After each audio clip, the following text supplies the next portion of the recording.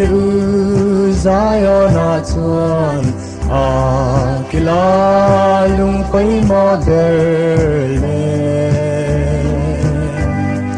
than le taka rem ani aring tu chu amol pho lavang lal pai sua Krista ngai chu akila lung pai mo derni in tir ko tele zol nei te lung tu chung masaking ni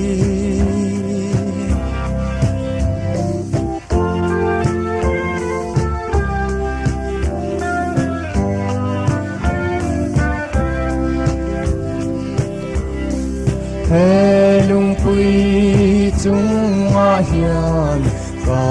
ko san ho karen cho bang mi ki kho pui kong khar ke suan chu chu an nam lo bang lai pai sua Krista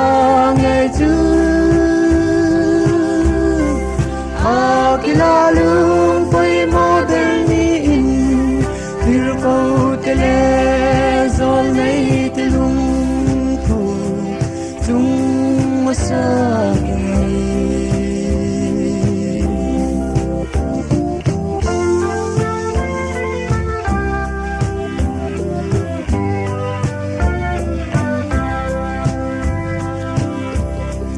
lal pai xóa chuan lung rem sang theo te rem na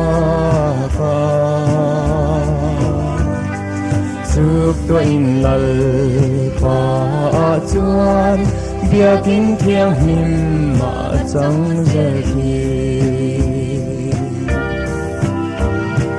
lal pai xóa Krista ngai chu akila lung pai mo derni in tir ko tele zol nei te lung tu chung masaking